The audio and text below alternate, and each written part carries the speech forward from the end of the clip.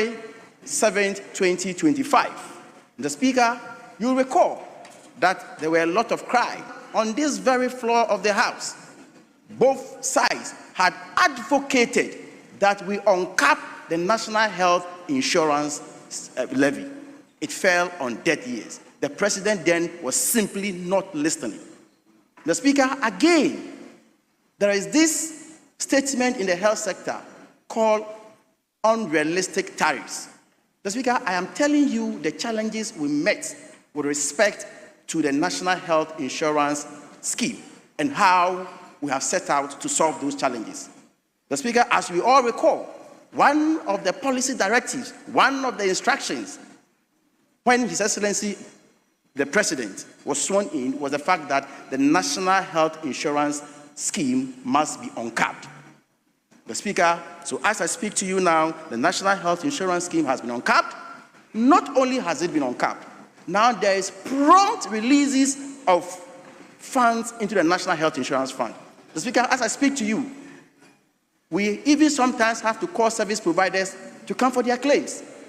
The issue of threat of withdrawal of services due to non-payment of claims are long gone. The Speaker, in a matter of 1 year, in fact less than 1 year, the active coverage of the National Health Insurance has grew from 18 million to almost more than 20 million. Less than 1 year. And we are looking at about 60% coverage of the national. So the prompt releases of the fund and the uncapping of the fund, the Speaker, has boosted a lot of confidence in the National Health Insurance Scheme. And that is leadership. That is the resetting agenda. That is governance. The Speaker, for your information, beginning January 2026, the current tariffs on average will see an increment of 120% of National Health Insurance tariff.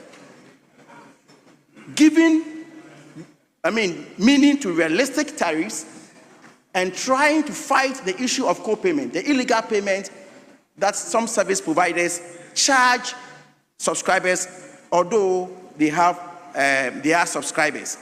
And so, Mr. Speaker, the National Health Insurance, as I speak to you now, have seen tremendous improvement. As of September this year, not less than 7.5 billion has been disbursed by the National Health Insurance Authority. Mr. Speaker, as I have already indicated, leaders are set out to solve problems. One of the biggest challenges across the world, on the continent, and Ghana is no exception, is the growing of non-communicable diseases. The Speaker, about 45% of our mortalities are due to non-communicable diseases. In Ghana, yearly, about 4,000 people are diagnosed with cancer. The Speaker, 1 out of every 3 people is diagnosed of hypertension. The Speaker, diabetes is on the rise, kidney failure. And so His Excellency the President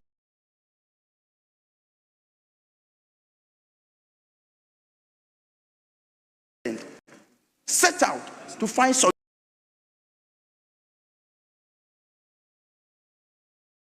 solution to this particular challenge so that the catastrophic expenditure on Ghanaians will be establish another fund called the Ghana Medical Trust Fund, popularly known as Mahama Care. Mr. Speaker, the bill was brought to this House, it's been passed into an act, the board has been constituted, and, Mr. Speaker, it is now in motion. This particular fund is dedicated towards the funding of non-communicable diseases. That is leadership.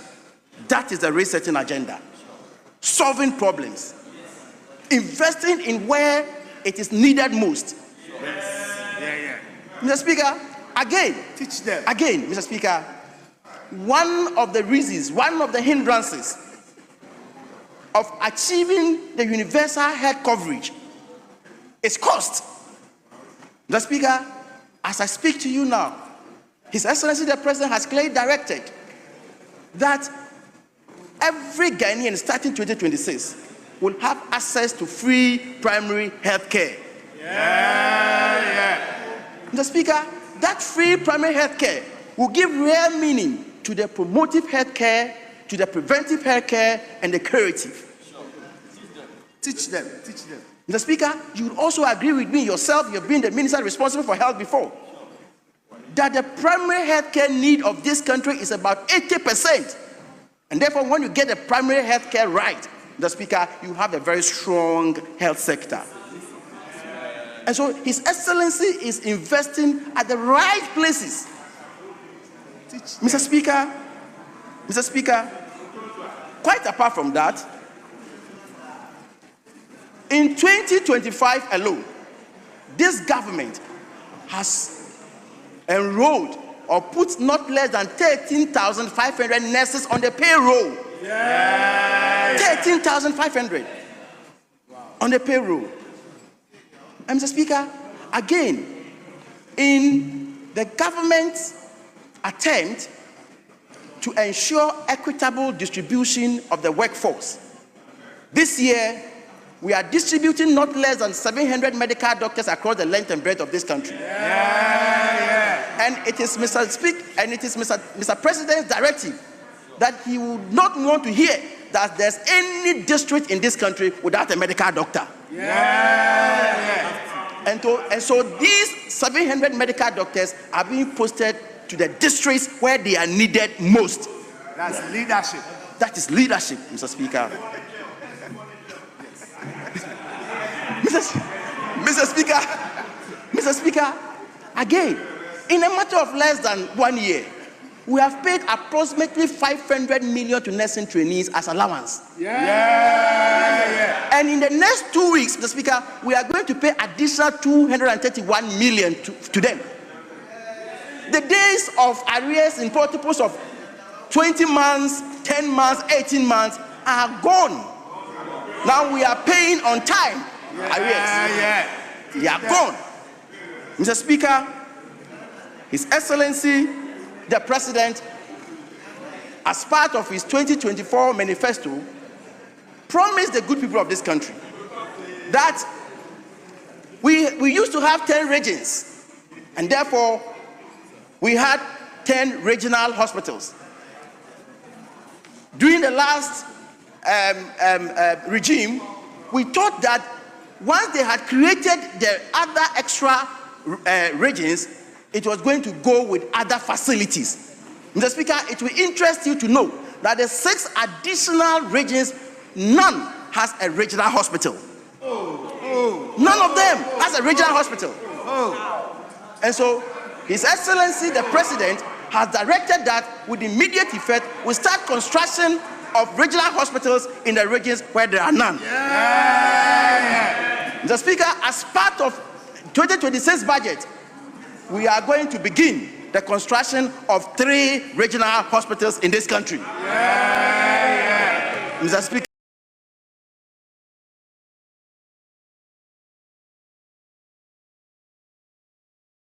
namely the Savannah region, the Oti region, and the Western North region. Mr. Speaker, and we are going to continue the abandoned health facilities. Mr. Speaker, the last regime or administration dotted a lot of uncompleted structures across the length and breadth of this country. His Excellency the President has directed that he will never abandon any ongoing project. We are going to finish those projects to give meaning to the investment. Mr. Speaker, you don't start projects just for the starting of its sake, without the real impact on the economy. Ask yourself, those abandoned hospitals, what is the value of it? Mr. Speaker, we are going to complete all those projects. Mr. Speaker, again, we admit as a government that government cannot do it all alone.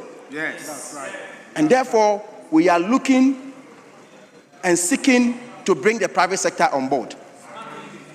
As innovative. Mr. Speaker, for example, it is this government directive that, as part of getting all our hospitals retooled to have the right equipment, we are inviting the private sector in to do what we call equipment placement. Wow. So that we can get the required equipment at each hospital, whilst government is also going to procure more for the smooth running of our various health facilities. Mr. Speaker,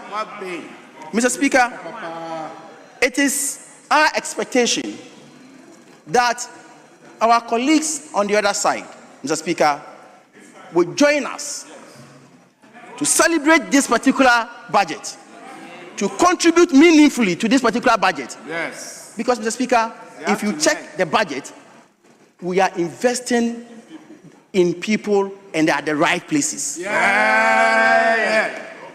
We are just not dotting around infrastructure.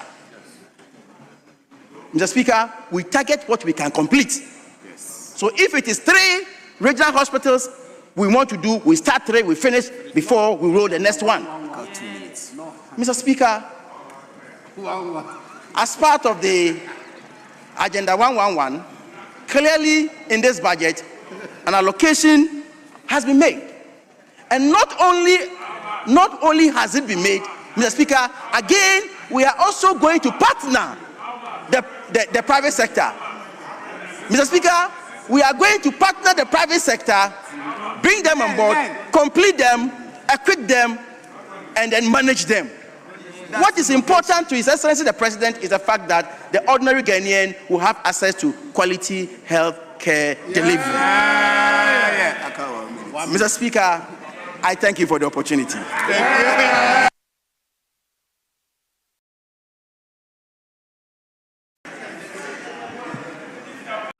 Honorable members,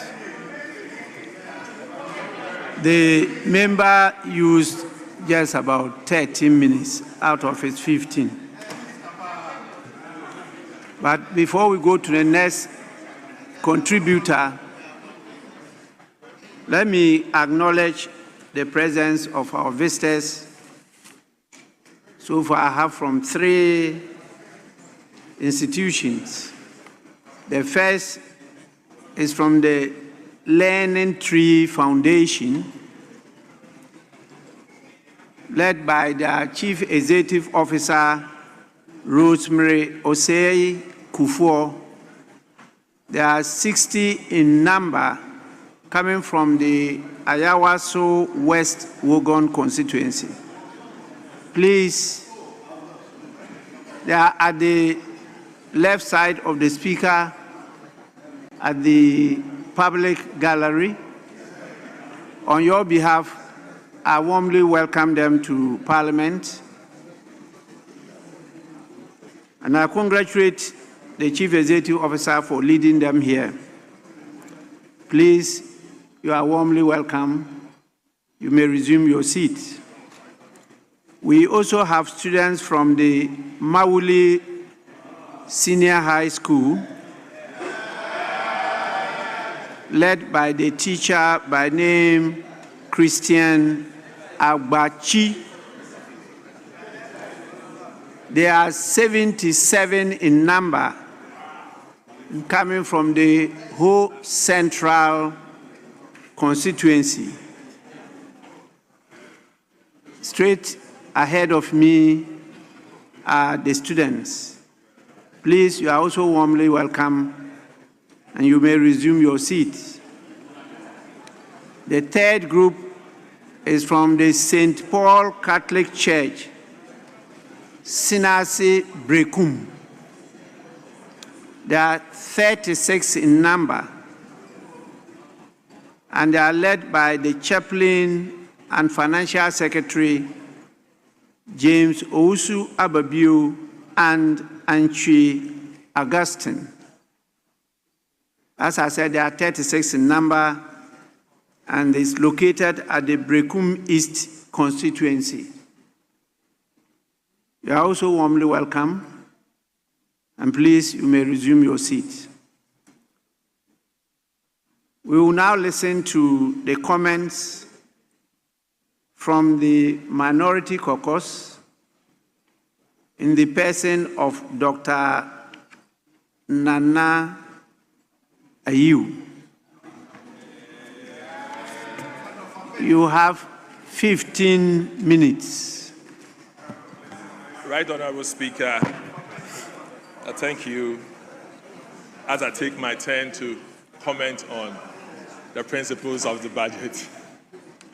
Mr. Speaker, I've heard the Minister of Health speak copiously on the policy, and as I take my turn, I would want to say that there's a high level of inconsistencies.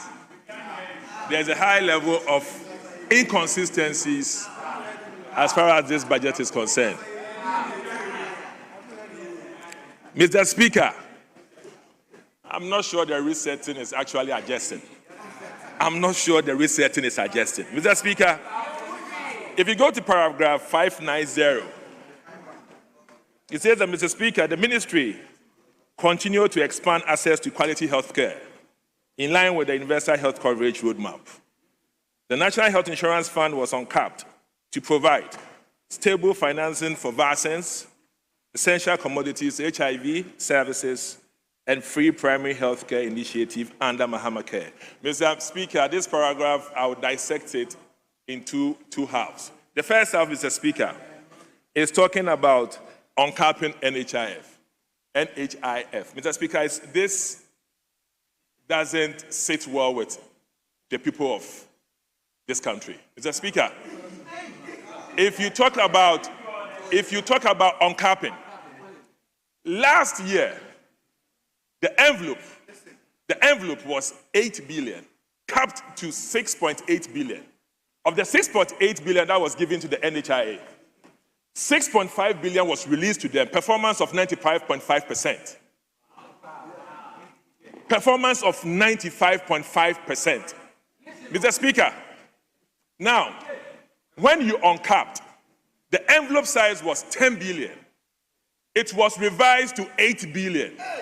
Mr. Speaker, when it was revised to 8 billion, you capped an amount of 20% for the Mahama Care Trust.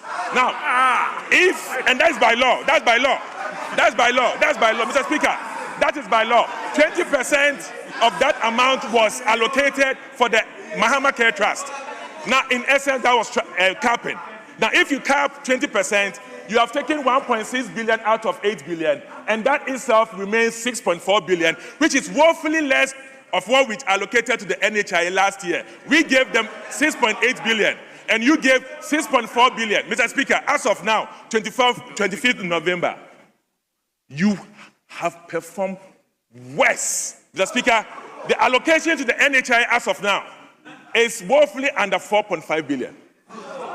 Woefully under 4.5 billion. The allocation to the NHIA is woefully under 4.5 billion. Mr. Speaker, this statement said, Mr. Speaker, this statement said, we are uncapping to make funds available. Honorable but if member, you uncap and cap, honorable member, please, just a minute. We're taking note of your timing, so nobody will take a minute from you. Yes, Honorable Minister. Mr. Speaker, with respect, my colleague is misleading the House. Mr. Speaker, as of today, as I speak to you now, the disbursement from the even allocation and the lodgement of funds in the National Health Insurance Levy and the fund stands around 7.5 billion and not 4 billion. Where is he getting the 4 billion from? Where? Mr. Speaker, this house is a house of records. You cannot be misleading the people like that. Thank you. Mr. Speaker, come on, bring it on. Honorable member, you may continue. Mr. Speaker, he may want to table the respective documents to the table's office. Otherwise, you are misleading us. Mr. Speaker, Honorable members, As I speak, Honorable members, you capped. to solve the problem, I want both of you to table your documents to solve the problem so that we Speaker. know whether it's 4.5 billion or 7.5 billion. We just need your documents, and that's all. We'll solve the problem. Yes, but you may continue. Mr. Speaker, so if you uncap and make 8 billion available, and you further cap it by 20% to Mahama Care Trust. Now, what is actually available is not the 8 billion, it's actually 6.4 billion for NHIA to perform. That's the truth. So we cannot be here for you to write in the statement that the NHIF was uncapped to provide stable financing for vaccines, when you know very well that the uncapping was recapped and what is available is not actually what you are saying. So this one doesn't really sit well with the agenda resetting. Mr. Speaker, then again, you look at the statement of the minister. He says that, and the free primary health care initiative under Mahama Care. This is confusing. Mr. Speaker, Mahama Care, you are saying, is for specialist services. Mahama Care, you say, is for non-communicable diseases. Then again, you come and say in this statement that we are making funds available as we made it for Mahama Care to take care of Mahama Care, including free primary health care services. So the free primary health care services, are we further smuggling that to be under Mahama Care to further compete with other financing allocation to the NHIA? This is inconsistent. This is so inconsistent. Mr. Speaker, I'll move on. As I move on, I come to the principles of the budget. You didn't talk about blood, the lifeline of the human and the lifeline of this country. Mr. Speaker, today, I say, and I tender in this document, that Zipline is decommissioning. Is decommissioning 4 of its centers. 3 of its centers. Center 4, Center 5, and then Center 6. What does this mean? There has been non-engagement. There has been non-engagement and also inability for government to provide funds for Zipline. Mr. Speaker, the allocation this year was 20 million, knowing very well that you owe Zipline as of now 175 million. Mr. Speaker, what this means is that, as this letter says, they are shutting down these 3 centers. The Enum Center supplies the whole of Volta region. It supplies part of Eastern region and the Afram Plains. Mr. Speaker, they are also shutting down the Western North, Seshi, the minister's own backyard, Seshi. We also distribution center. That means that they are not supplying blood, medicines, vaccines to the whole Western North, part of Western region, part of Central region, Ashanti region, Ahafo, Bono. Mr. Speaker, they are also shutting down, effective today, Table Office, the Karachi Distribution Center. And that means that Karachi, part of Savannah, and also East Afram Plains, effective today, people are going to die needlessly of shortage of blood, medication, vaccines. Mr. Speaker, the reason why they are shutting down is because of the lack of funding. The resetting has made sure that there's no funding to the Zipline entity. The resetting has made sure that these people are not supposed to provide services. And for that matter, Zipline is best described as a comatose entity needing resuscitation. And that resuscitation they need for themselves is actually l'argent, money. They are not being given. Mr. Speaker, this news is terrifying to the ordinary person living in remote areas in this country. Mr. Speaker, as a matter of fact, we must do something urgently about it because the shutdown starts today. And this is not right. Something should have been done and something should have been mentioned of it in the principles of this budget. But that is not so. And I hope the minister will do something about this because life lost, especially a lot of emergencies that we have. Maternal death is all related to lack of blood and blood-related products. So this letter that is saying that you have not engaged them, and for that matter, they are shutting down, is worrying, and it is addressed to the Minister of Health, Mr. Speaker. Mr. Speaker, again, I go to the issue of recruiting of staff. Mr. Speaker, let's be honest with ourselves. This year, we are told in the budget that 13,500 nurses were placed on the payroll. Mr. Speaker, this document, August, this clearance was given to 15,200 nurses and midwives. And that was to take care of all those who graduated in 2020. Mr. Speaker, this year, about 6,700 of them had not been taken. And there was all these agitations. One of the staff even actually had to speak some sort of way that the minister was not happy. Mr. Speaker, we had to come in. But why would you sit for the opposition to come in on issue, to put pressure on you before you see the need to get to sort yourselves out? And what was the issue? The issue was just extension. Extension. If in any case, if you give a warrant and it expires, all you have to do is to extend it because of political reasons. Because of political reasons, they did not extend. And for that matter, as I stand here, Mr. Speaker, if I'm told by this budget that this year, they took 13,500, Mr. Speaker, this is not true. Any person who was placed on the payroll was regards to the allocation that was extended by last year. So what it means is that they have actually enrolled the 2020 nurses. I would want to ask, the 2021 batch of nurses and midwives are expecting to be recruited to the service. And normally it's done in August. I want to ask, has that been done? That has not been done. That has not been done. So if you say you have placed people on payroll, on which payroll? Which nurses are they? Which midwives are they? Which country are they serving? Whilst we are clear, they are listening to me. Mr. Speaker, they are listening to me. The nurses of 2021, they are listening to me. Yesterday, I met a couple of them. They have not been placed on their payroll.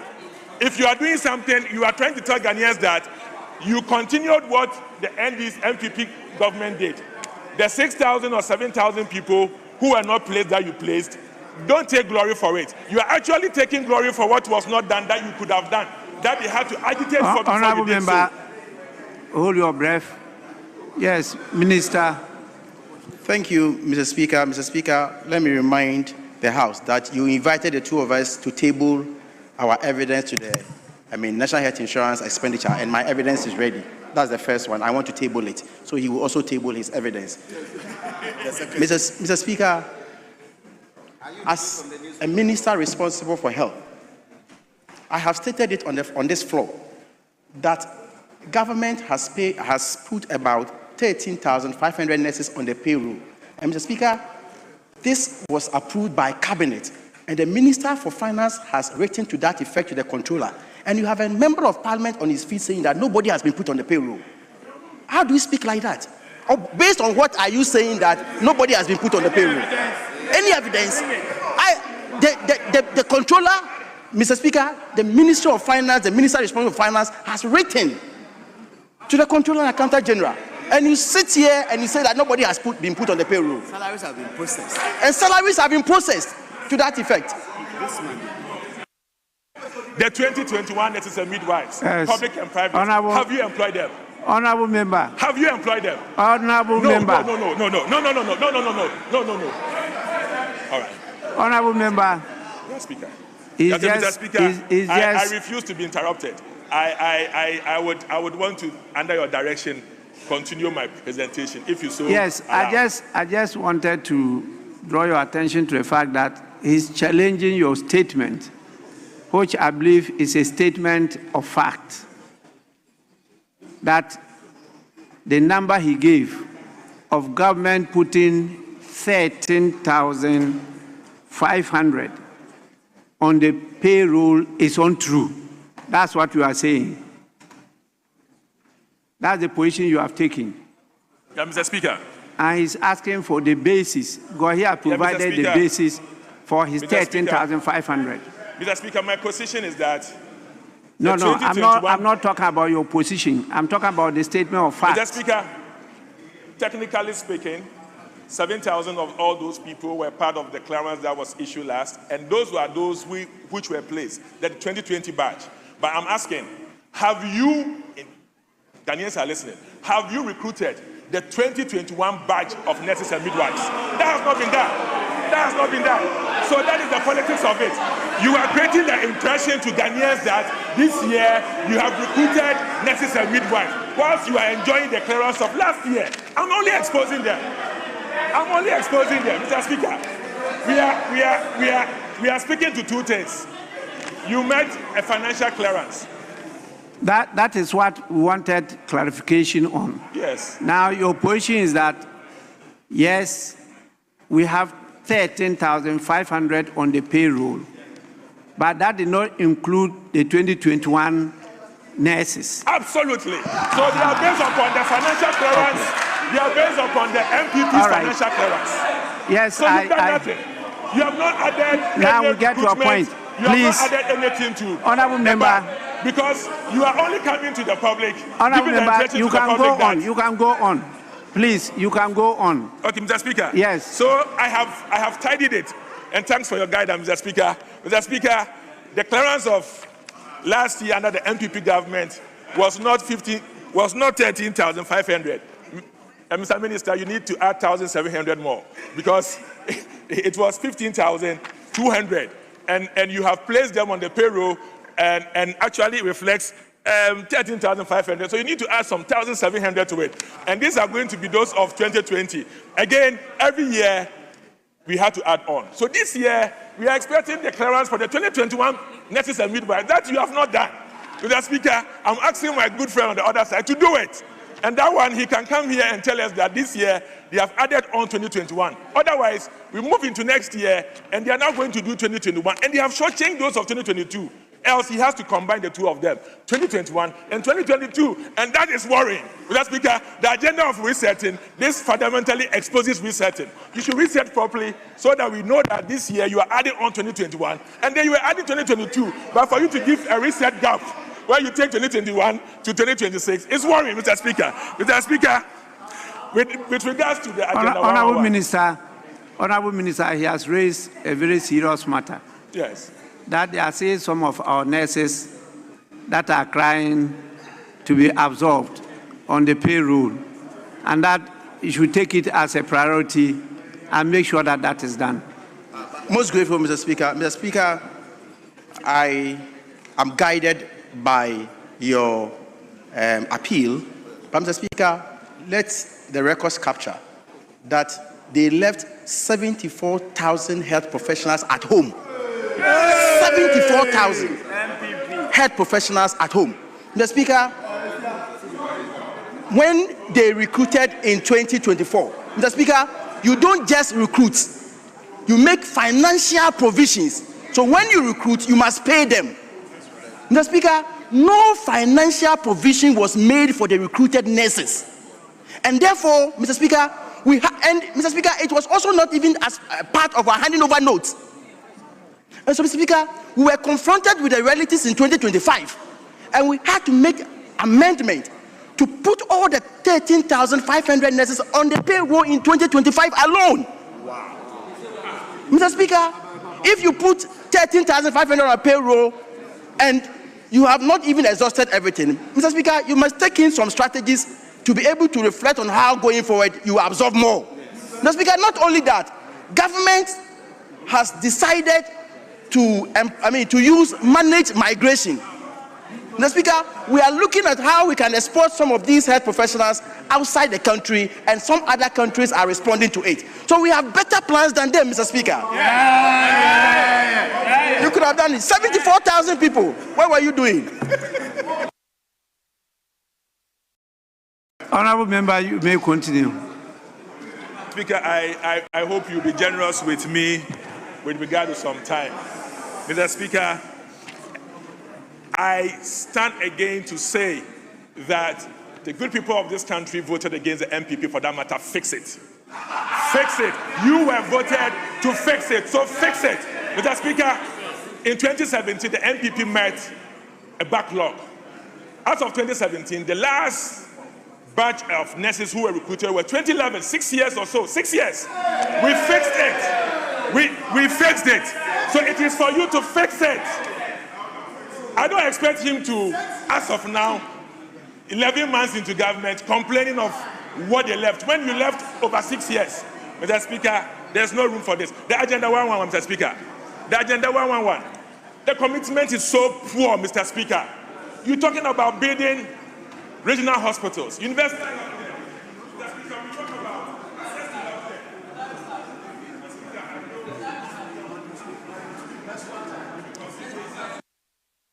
Please kindly give the member 1 minute.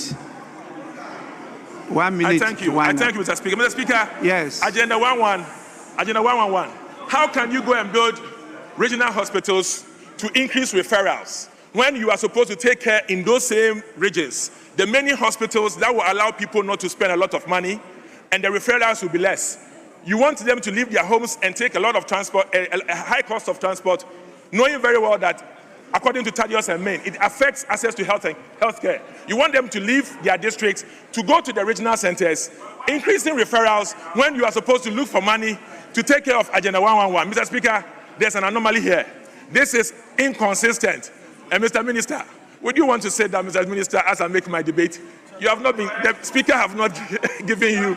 So, Mr. Speaker, I want the Honorable Minister to know that attaining universal health care 2030, every country is going towards districts, citing hospitals close to the rural areas. We've gone past that time where we put them in the main city. That's what you encourage. Honorable member, your time is up. Your time is up.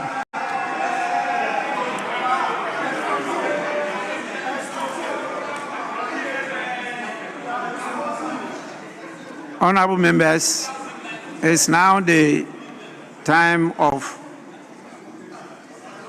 Honorable Kwame Abuja. 15 minutes. 15 minutes.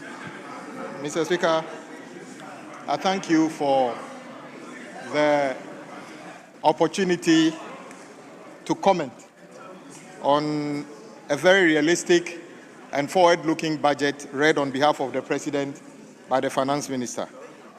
Mr. Speaker, there's an issue that is of a national concern that I want to touch on before I speak about roads. Mr. Speaker, when I became an MP, one day I was there and I was told that the former MP of my constituency was taken ill. I quickly called and I was told that he needed to be airlifted from the whole government hospital to 37. I called Honorable Nitiwo, who was the Minister for Defense at the time. And then within the shortest period, he dispatched a military helicopter who airlifted Honorable Akoli to the Air Force Base and onward to Kolebu Teaching Hospital. Mr. Speaker, I'm saying this simply because the military provide services beyond what we think in our country. So when we are discussing providing support for the military, it is not merely to support them to fight wars. The military provide significant civil support services. Mr. Speaker, I listened last week when colleagues sought to critique government decision to retool the Ghana Armed Forces. In their view, the amount of money set aside to provide 4 new helicopters and then some 2 other aircraft for the use of the military and the executive was unnecessary. Mr. Speaker, I just want to draw attention of this House that it is in our interest to be very cautious and very careful when we make these comments. It is quite interesting that, Mr. Speaker, the side that today opposes this was comfortable, for instance, to spend $97 million on the site of the cathedral. To them, prioritizing the $97 million to dig a hole was better than supporting the military. The same site actually looked on when 1.6 billion Ghana cedi was basically misapplied at the National Service Secretariat, and they are saying that they prefer 1.6 billion Ghana cedi to be misapplied at National Service Secretariat rather than supporting the military. Interestingly, Mr. Speaker, a certain, defense minister sat in cabinet when that cabinet approved the purchase of 3 helicopters. It turns out that those helicopters were 50-year-old, in fact, older than that minister of defense himself. The helicopter was older than the defense minister who actually participated. In fact, at that time, a certain minority leader, also was around 47 years, participated when those 3 helicopters were bought for the police. Today, Mr. Speaker, 3 helicopters were bought for the police, Mr. Speaker. Nothing comes of it. Cannot even fly from the hangar to anywhere. And this side of the aisle actually supported those things. And yet today, when we say we want to retool the military, they are talking about it. Mr. Speaker, I don't think this is the right way to look at this. And so I am encouraging them to be careful when we talk about these things, especially if it's about the military. Mr. Speaker, let me come to road. Mr. Speaker, indeed, almost everybody I meet, whenever we visit every community, colleagues, including this morning, come to the Ministry of Road and Highways complaining about the nature of the terrible roads in their communities. And Mr. Speaker, that is true. Yes, I agree with you. The road network in our country is nothing that anybody should be proud of. Mr. Speaker, we should invest to improve the roads. But Mr. Speaker, I want to give you a perspective of where we ended up, or where we started from. Mr. Speaker, in 2016, the entire commitment under all the agencies of the road ministry was just 10 billion Ghana cedis. That is, all road projects awarded across all the agencies, including Road Fund, was just around 10 billion. And then bills unpaid was just about 7 billion. By the end of 2027, Mr. Speaker, the side opposite left projects contracted at least 110 billion Ghana cedis. And then the bills left unpaid is in excess of 40 billion Ghana cedis. And they look us in the face and tell us that this is a better management of a country. No, it cannot be. Mr. Speaker, as of the time President Mahama took office, more than 90% of contractors were not on site. And colleagues from this side and the other side come to me, Honorable, what will you do? In fact, if you listen to the questions, what will you do to get the contractors back to site? As if we were the ones who asked the contractors to leave site. Some of those contractors left site in 2020, 2022, 2023, because they worked and were never paid. And that is what the situation is. But guess what, Mr. Speaker? The President directed, as the Honorable Minister for Health also said, that no ongoing project should be abandoned. Unlike 2017, when the side opposite took over power, what did they do? They made a policy statement to suspend all road projects, especially Cocoa Road, that they were doing investigation. By the time they finished, and in fact, I remember very well, the former minister stood here and said that there were so many things wrong with Cocoa Roads and other things. Mr. Speaker, I beg to say that today, if you see the Cocoa Road program they left, it is appalling. Mr. Speaker, we will continue and find resources to make sure that all these abandoned projects are continued. And there's one that is dear to my heart. And I wish my colleague, Honorable former Minister for Road was here, Honorable Asenso.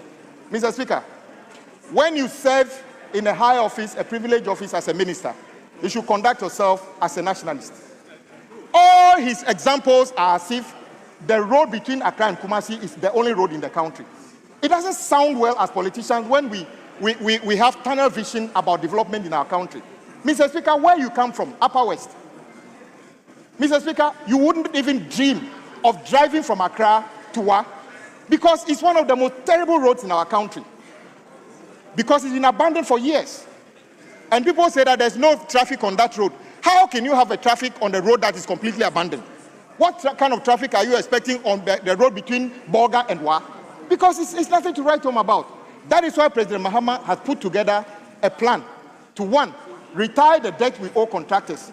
So for the first time on record, at a single payment, he paid over 5 billion to contractors who are owed about 40 billion. Mr. Speaker, that cannot clear the debt. But that is a significant amount of money for a government that came to power cannot borrow anything. So we are going to continue this. And guess what? All these payments went to contract that were awarded before we took over. That is a government that is determined that not again should we have a situation where government abandon projects. Mr. Speaker, the other thing I want to talk about is the big push. Again, my colleague actually sought to make very unfounded statements on this floor. For instance, that the big push projects do not have feasibility. Mr. Speaker, I put it on record. Every single big push project has a full feasibility report as required by the agency under the Ministry of Finance. So when you are a former minister for road, you should speak with credibility. So I hope he was here. I would have offered him the opportunity to withdraw and said that he didn't get it right. Mr. Speaker, he also sought to say that all the big push projects are sole source. Mr. Speaker, that is also not right. That is also not right. And if you serve in that office, you should be able to speak so that you can be believed. Mr. Speaker, this is the fact. The president's big push projects are not merely road projects. They are intended to create access through the major corridors of our country. The Eastern Corridor, the Western Corridor, the Central Corridor, and then the Northeast Corridor, and some of the ring roads in our country. Mr. Speaker, I'm happy to report this morning that all these corridors that I've mentioned, contractors are already on site and working. I heard him saying that we will not be able to complete it. Where is the source of fund? We have already allocated 13 billion Ghana cedi for the phase 1, which is this budget. Mr. Speaker, I can tell you that 13 billion actually exists this morning. Any contractor working under the big push who raises a certificate this morning will be paid.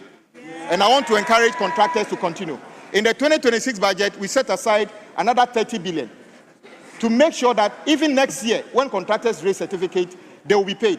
Mr. Speaker, I'm dreaming of the day that you can drive, not because you cannot fly, from Accra through Wenchi, through Sola to Wa on an asphalt road. That is what the president is thinking of. And that is what is going to happen by the end of 2027. So those naysayers who say that we are not going to be able to do it, of course, there were people in this country who said that Ghana cannot get independence, but we got independence.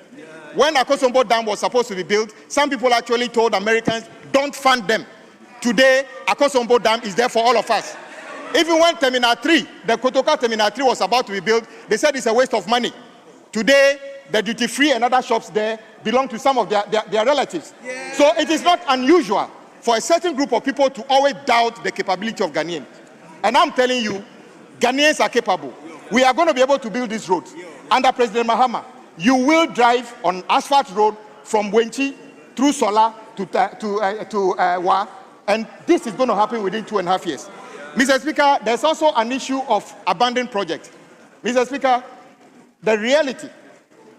Yes, Honorable Minister, Honorable Dr. Amwa is on his feet. Yes. Thank you, Mr. Speaker. My respectable friend and a brother, Honorable Minister, has made a statement that per order 122 content. This is an august house of facts and figures. He made mention that when His Excellency Kwame Nkrumah was trying to construct the motorway, he was told by some people that Americans were told by some Ghanaians that they shouldn't finance it. This is a serious statement. I would like my minister to substantiate what he said, because this is an August house. This is where we make laws. This is where Ghanaians are taking a lot of pieces of information for their decision-making processes. So I would like my honorable minister to actually provide the source and how credible it is, so that we can also correct this in the near future. Thank you very much, Mr. Speaker.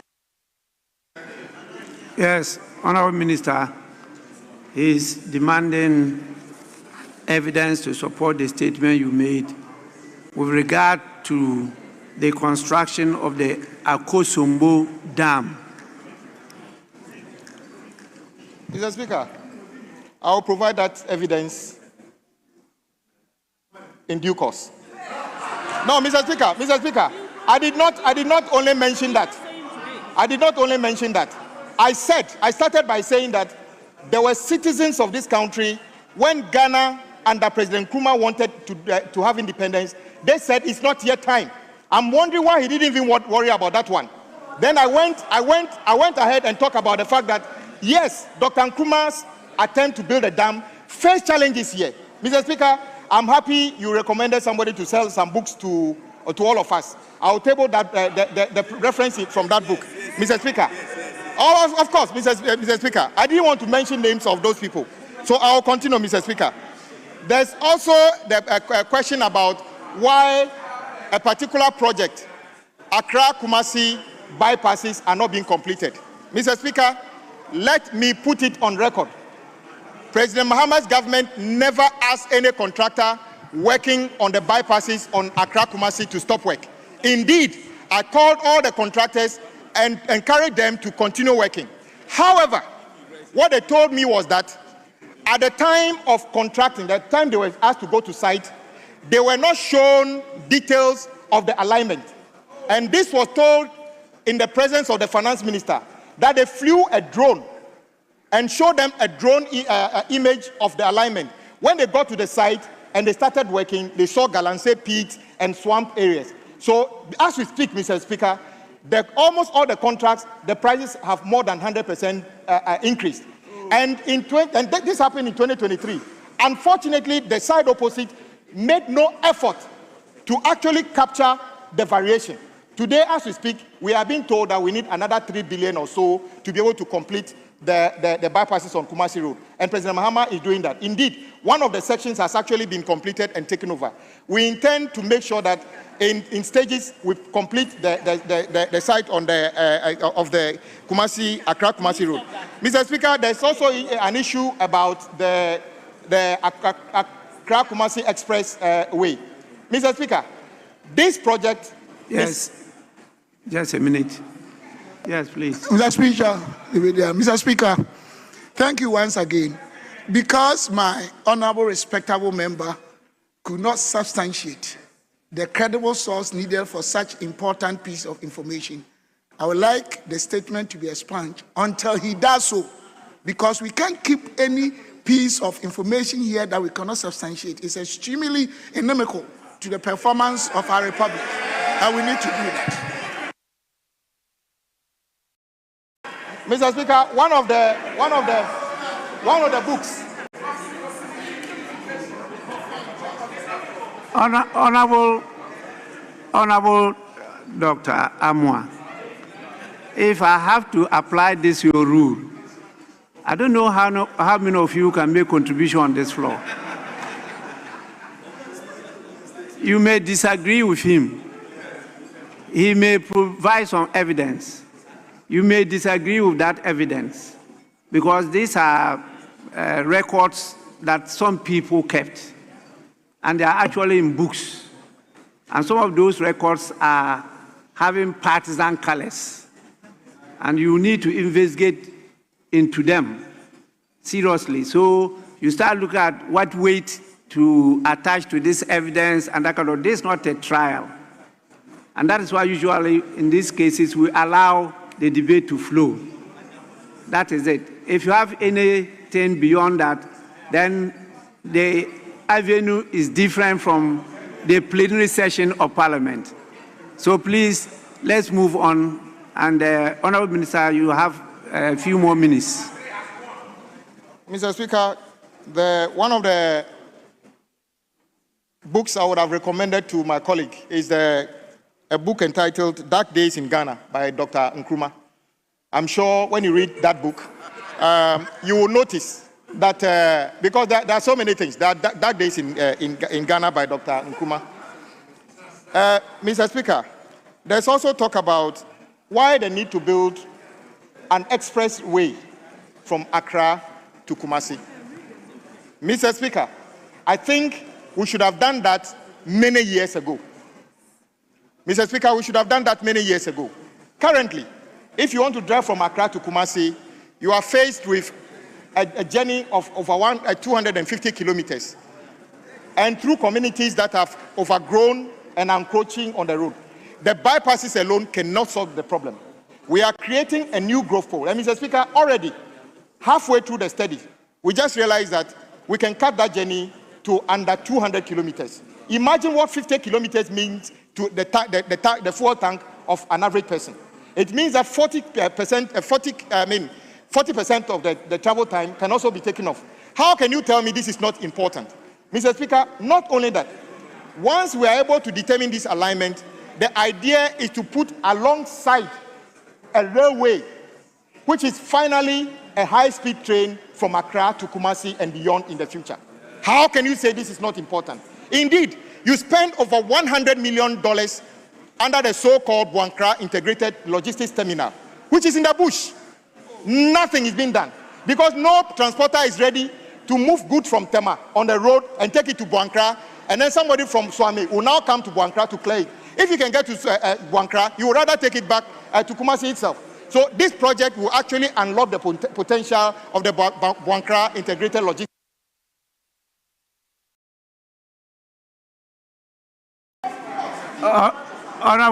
Honorable Minister, your time is up.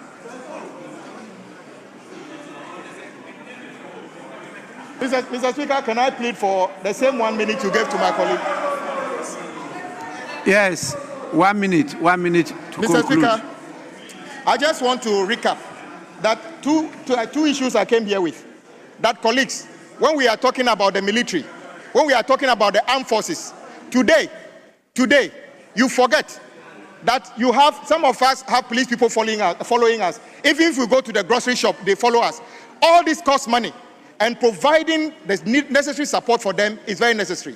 Let us not trivialize the issue of retooling the armed forces. It's very critical. And Mr. Speaker, we will work together with our colleagues in this House to make sure that all budgetary allocation made on behalf of the Ministry of Road and Highways is applied to improve the road network in our country. Thank you very much, Mr. Speaker, for the opportunity. Honorable, yes, point of order. Thank you very much, Mr. Speaker. Mr. Speaker, with all due respect, I'd like to correct an impression being created by the Minister for Roads. He is creating an impression as if the Honorable Member, you rose on a point of order. In fact, Mr. Speaker. Now you are correcting impressions. Mr. Speaker, I was What is the order that has been breached? Mr. Speaker, I was up already for a very long time. But I couldn't catch your eye. You caught my ear. Oh, I was rather trying to catch your eye. Because you said point of order. No, so I did not say turned, that. and then I saw you on your feet. Mr. Speaker, I did not say that. I did not say point of order. Honorable Member, please. You said point of order, and I just want to hear your point of order, the order that we have breached.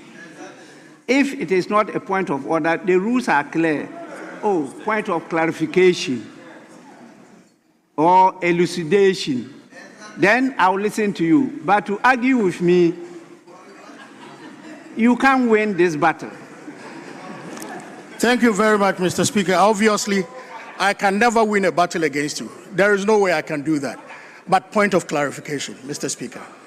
Mr. Speaker, the Honorable Minister for Roads created an impression that the MPP government did not do anything to retool the Ghana Armed Forces. That is palpable falsehood. In fact, retooling of the Ghana Armed Forces was done to the extent that at a point when we wanted to acquire a long endurance vessel for the Ghana Navy, my colleagues from the other side of the aisle actually rejected it, when even IMF gave us an opening to do that. Honorable Member, that is not point of order or point of clarification. When we come to your turn, you put that across. There are so many things that are in our heads, but we allocate it in such a way that we try to give you some time to also say what is in your head. So please, I'm sure that your name will be submitted. Let me check and see whether your name is there. The name is? Mr. Speaker, unfortunately, my name is not there. I've been ill for some time now. And so I couldn't even give my name out. I was scheduled to be here on Friday, but I was taken ill, so I couldn't do that. Oh, sorry. Thank you. Because we have about 13 members from the minority side and the same number from the majority side for today. And so a lot more will be contributing. And you may get opportunity if the Lord smiles at you. Please, it's the turn now of Honorable Vincent Eko Asafwa. 15 minutes. 15 minutes. Thank you very much, Right Honorable Speaker, for the opportunity to contribute to the 2026 budget estimate and the economic policy of the Republic of Ghana, which was read by the Finance Minister. Mr. Speaker, before I proceed on my point of argument, let me correct this erroneous statement that was made by the Minister of Roads. Mr. Speaker, we have adopted unto ourselves constitutionalism.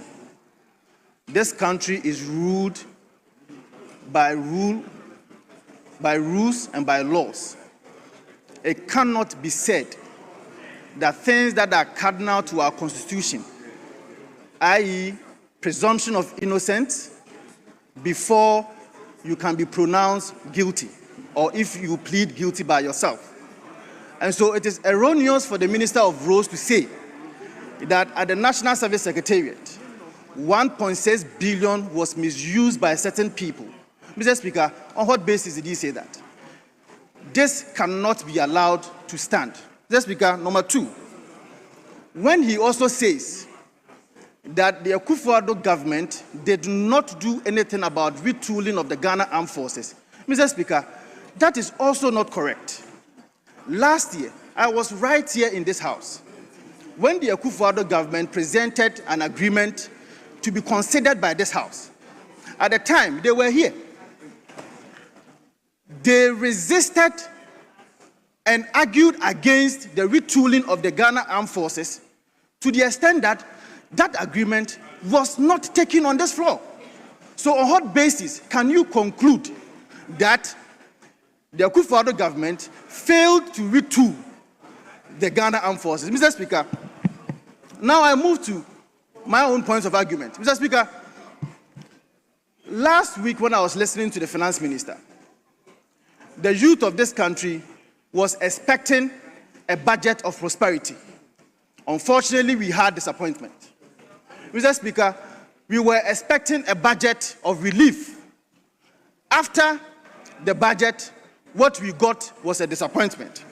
We were expecting a budget of opportunity. The youth of this country did not get that opportunity. Mr. Speaker, this budget can best be likened to a cow dunk. Mr. Speaker, Estrono, den den den, Asiano, mre mre mre, peche. Mr. Speaker, to wait. On the surface, it looks robust, but the devil is in the detail. And in the detail, you realize that the Ghanaian people has been shortchanged, especially the youth. In the build-up to the 2024 elections, the NDC championed this campaign policy of creating jobs for the Ghanaian people. Mr. Speaker, key among them was the Ejumera. Mr. Speaker, I hold in my hands here the policy manual, the training manual of the Ejumera program. Mr. Speaker, page 10 of that policy, they state that this program aims to train and establish at least 10,000 youth-led businesses each year over a 4-year period. Mr. Speaker, they are targeting 40,000 businesses by 2029. Mr. Speaker, here is the catch. They say that fully funded under the 2025 national budget through the Ministry of Finance, it shall also provide grant funding to 2,000 viable businesses each year.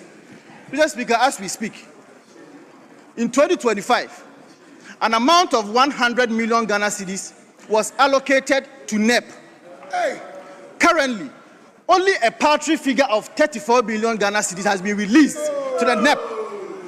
My question is, assuming without admitting that all the 34 million Ghana cedis will have to be disbursed to the 34 million Ghana cedis, which is not even possible, but assuming without admitting that all the 34 million Ghana cedis will be disbursed to the 2,000 people, a simple calculation will tell you that each person is going to get a paltry sum of about 17,000 Ghana cedis. Mr. Speaker, in this country, can you use 17,000 Ghana cedis to establish a business? How much is even a container? Container, Bokra, you say. How much is a container to use a 17,000 Ghana cedis to establish businesses in this country? Mr. Speaker, they also said that they were going to train over 10,000 people as far as the National Apprenticeship Program is concerned. Mr. Speaker, I have in my hands here a publication from Graphic Online. This publication, this is when President Mahama himself was launching the National Apprenticeship Program. Mr. Speaker, His Excellency the President said that in the 2025 year, they are going to train 10,000 people under the National Apprenticeship Program. Mr. Speaker, I read, that is paragraph 4 and 5. Honorable Member, just a minute. Please, so many of you are on your feet. I don't know what you are doing. Please, Honorable Member, you are leaders.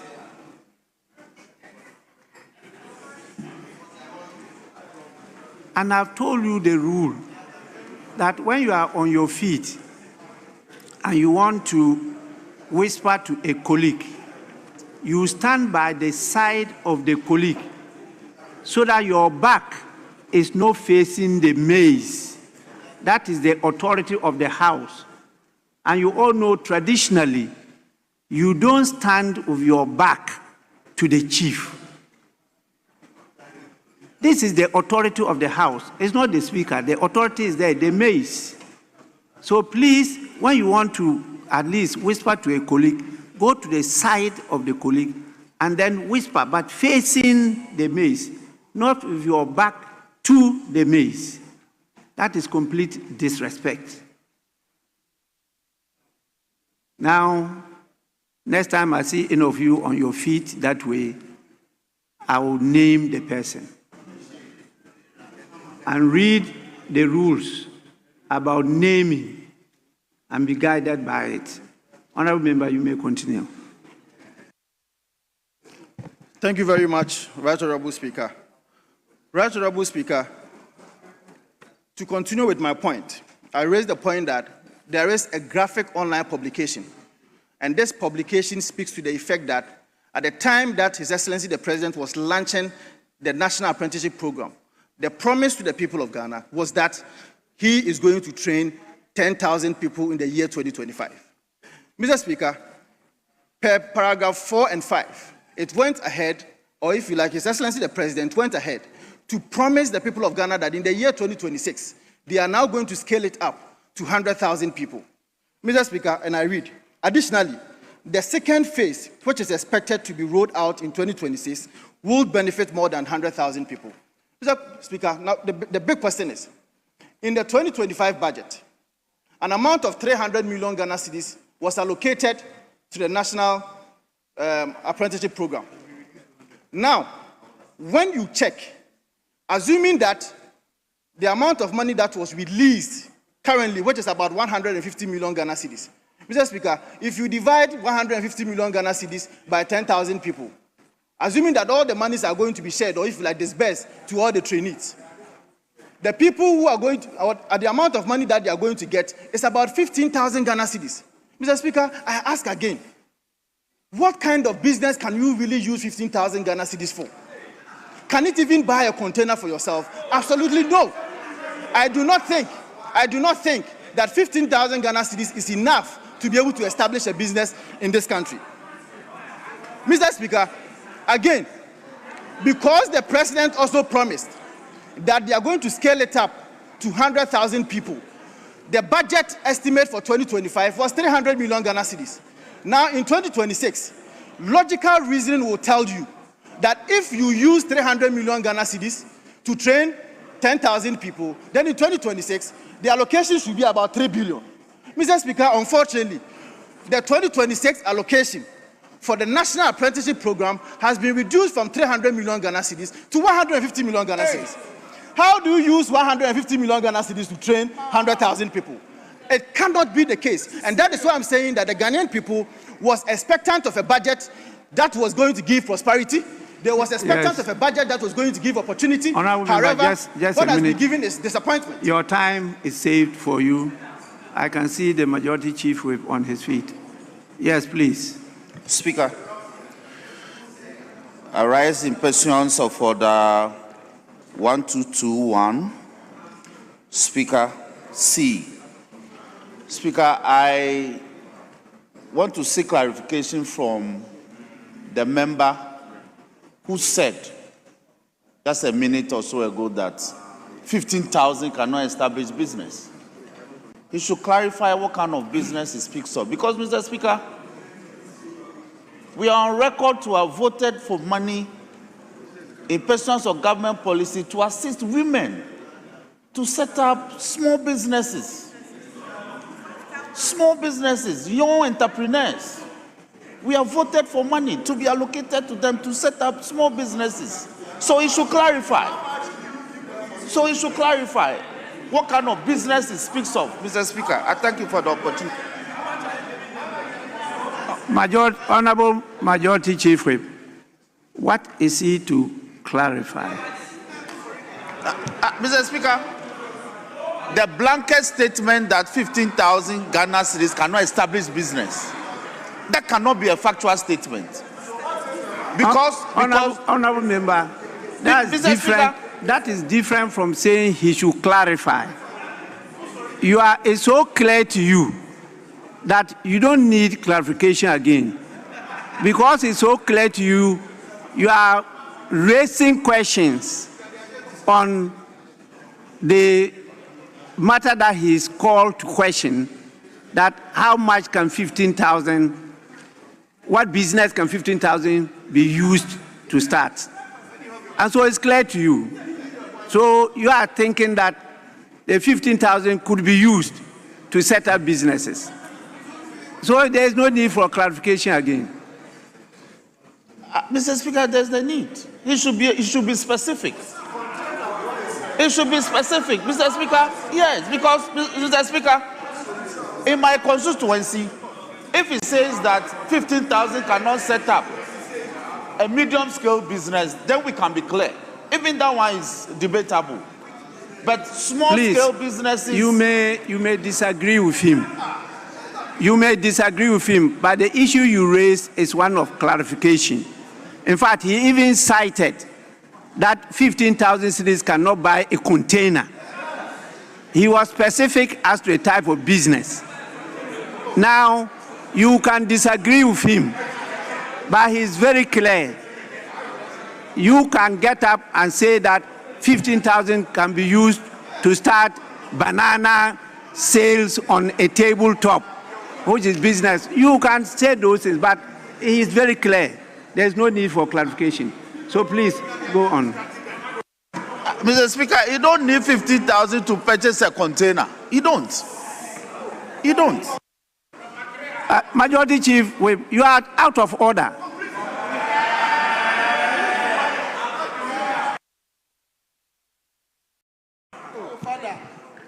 Thank you very much, Mr. Speaker, for protecting your nephew. Mr. Speaker, we have to always be seeing you in this chair. Because normally when we are here, we feel protected. Mr. Speaker, the budget provides no bold recruitment. Yes, No bold recruitment plan, no roadmap, and no credible strategy for absorbing trained young people into productive work. Mr. Speaker, in the 2026 budget, they have indicated to the people of Ghana that they are going to create 800,000 jobs. Mr. Speaker, I am going to give the breakdown of their 800,000 jobs promise, and the Ghanaian people are going to judge whether these are sustainable jobs, whether these are permanent jobs that they promised the people of Ghana in the build-up to the 2024 elections. Mr. Speaker, they say, and I'm happy that the Roads Minister is here, they say that 490,000 jobs are going to be created out of the big push.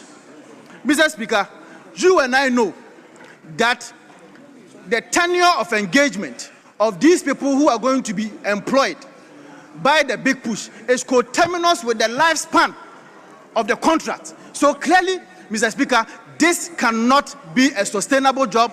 These are not permanent jobs.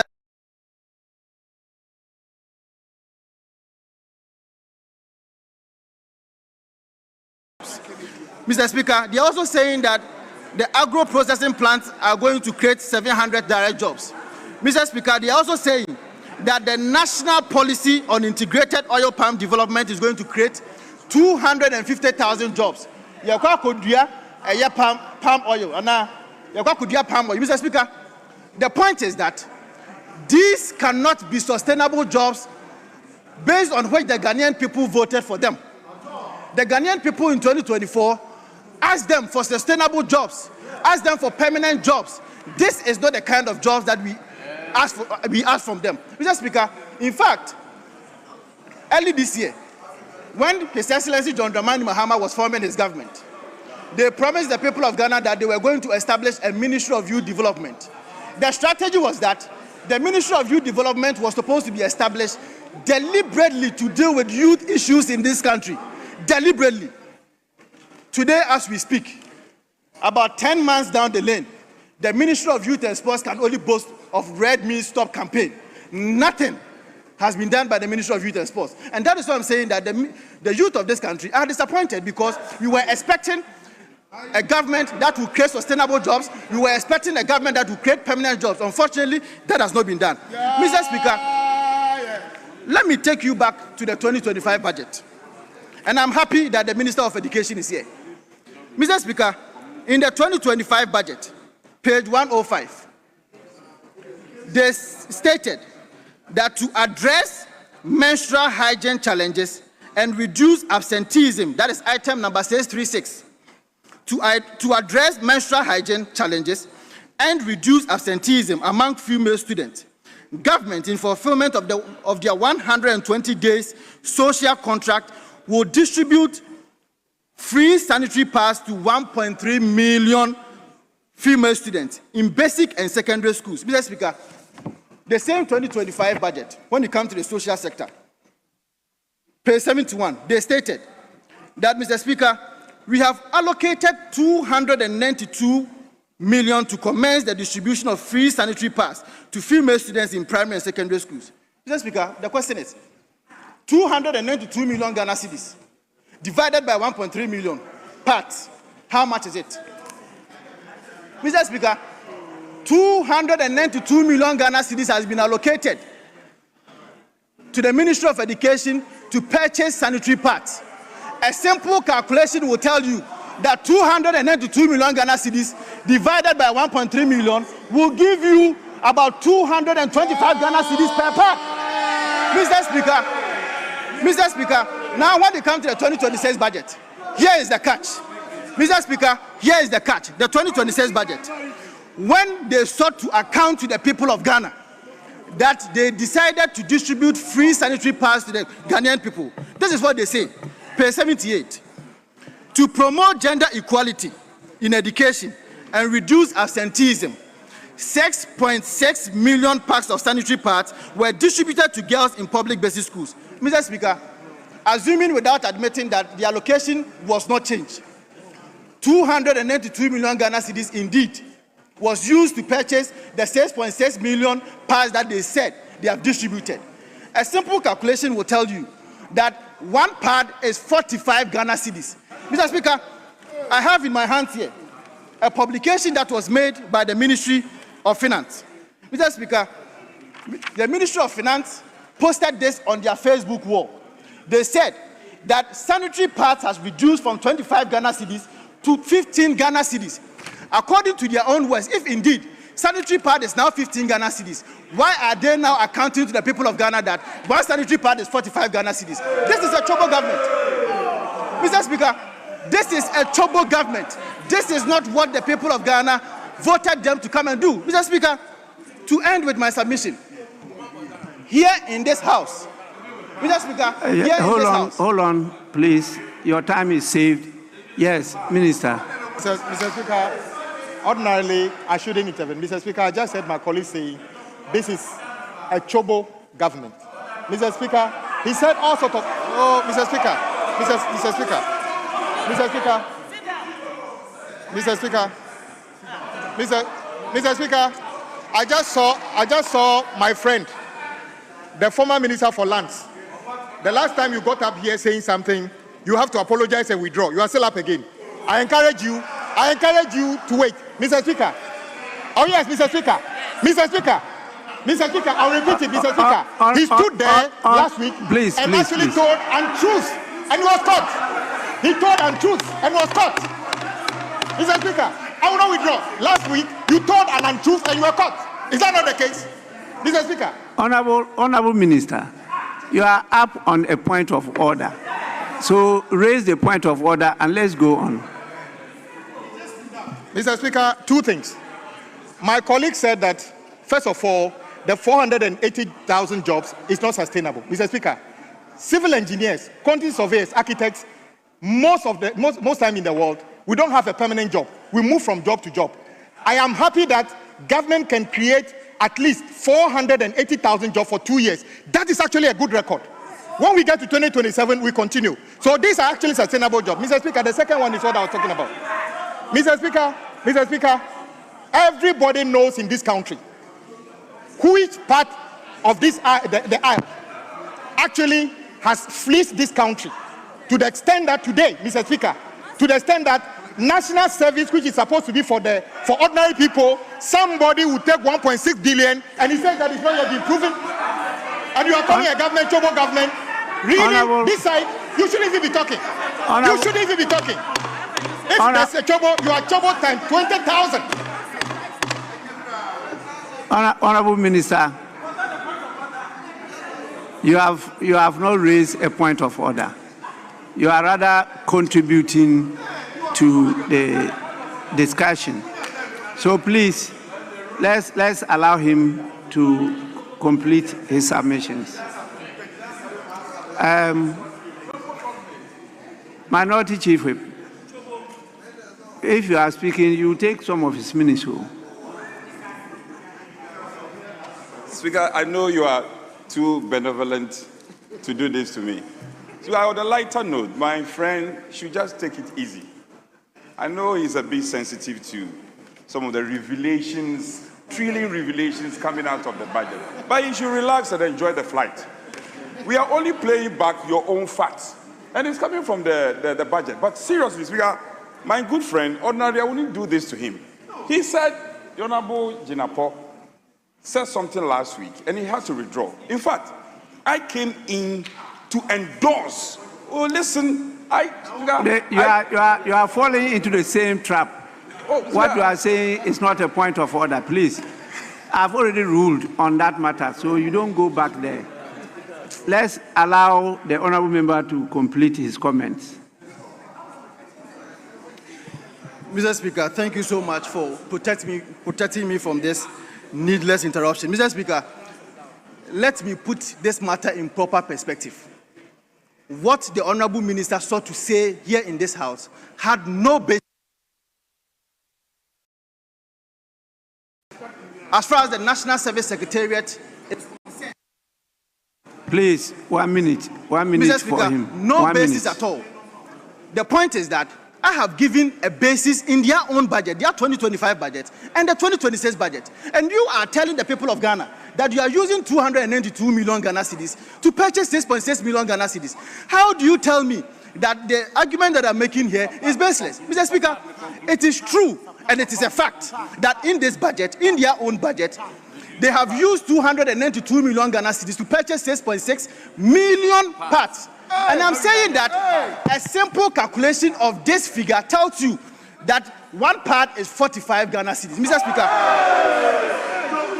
Mr. Speaker, this is a publication. Mr. Speaker, this is a publication from Wezo. It says that the price of your sanitary pad, which was 25 Ghana cedis in January, is now going for 15 Ghana cedis. Now 15 Ghana cedis, they are buying it for 45 Ghana cedis. Mr. Speaker. Majority Chief Whip. Before he concludes, Majority Chief Whip, you are on your feet. Just a minute. Yes, please. Speaker, I rise in pursuance of Order 1231. Content of speech. The Honorable Asefua referenced the government as Chobo government. Mr. Speaker, that is very unparliamentary. Sorry, please. Mr. Speaker, I didn't hear the statement. Mr. Speaker, you may not have heard it. Yes. But it's gone into the hands. I mean, what you said. I haven't heard what you said. Mr. Speaker, the honorable member, as part of his commentary, said the NDC government is a Chobo government. Mr. Speaker, that is unparliamentary. You can say so on radio. But in this house, that language is not permissible.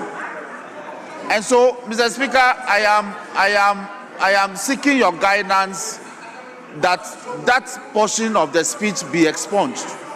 Mr. Speaker, I thank you.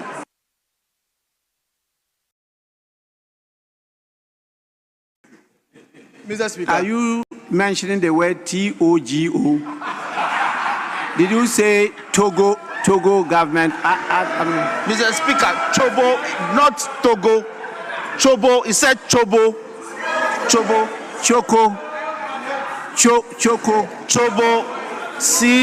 CHOBO. Or TSOBO. Honorable member, please. Did you say the government is Chobo government? Mr. Speaker, precisely so. What does that mean? Mr. Speaker, that means that 6.6 million parts that we could have used 99 million Ghana cedis, they are using 292 million Ghana cedis to buy. More than times 3 of the amount. Mr. Speaker. Please. The meaning of Chobo government. Mr. Speaker, it means wasteful. It means wasteful. You can also say that there is no value for money. So, Mr. Speaker, this is a wasteful government. It is an overspending government. Mr. Speaker, when we say overspending government, it means that you are a Chobo government. Simplicity. Honorable member, please. Honorable Majority Chief Whip, that the word Chobo means wasteful. Mr. Speaker, not at all. Mr. Speaker, not at all. Mr. Speaker, it is a strict expression for fleecing somebody. When you are fleecing somebody, that is the phrase we use, that you are taking Chobo from the person. You are fleecing the person. That's what he's suggesting.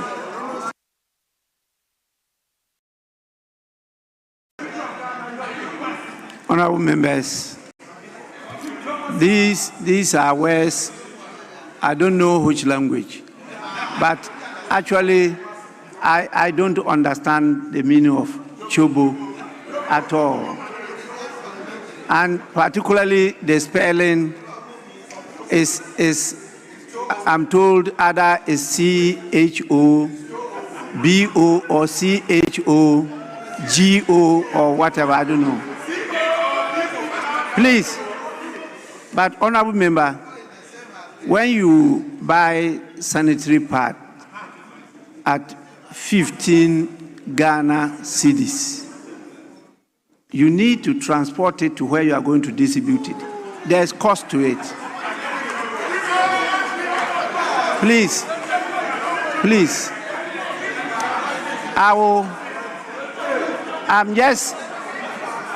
We are, honorable members, you've been in government before. Please.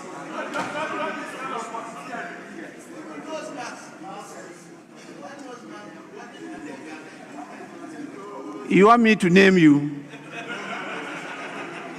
Yes, Minister for Education. Mr. Speaker, I'm compelled to rise on a point of order to my colleague member of parliament on sanitary pads.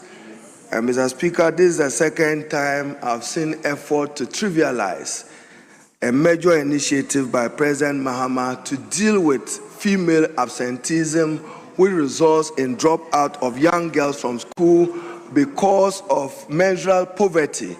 And therefore, my colleague, Mr. Speaker, has said authoritatively that each part costs 45 Ghana cedis. It's simply untrue. 6.6 million is not the final output of the sanitary pads contract.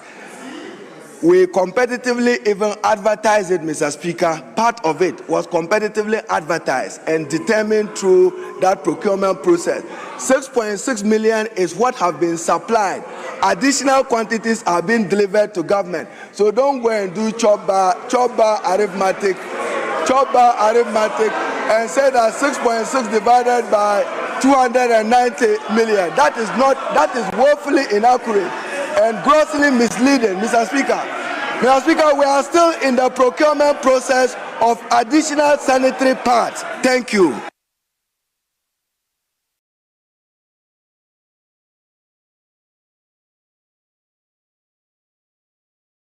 Honorable members, if you decide to reduce the deliberations to shouting battle,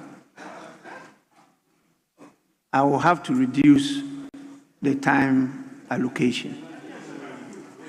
Please, let's listen to each other, because the Minister for Education was trying to let you know that the 6.6 million is not the final quantity that is being delivered. 6.6 has been delivered.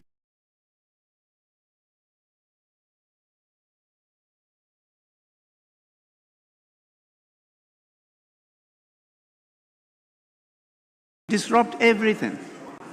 Please. Now, you may conclude. Mr. Speaker, thank you so much for the protection. Mr.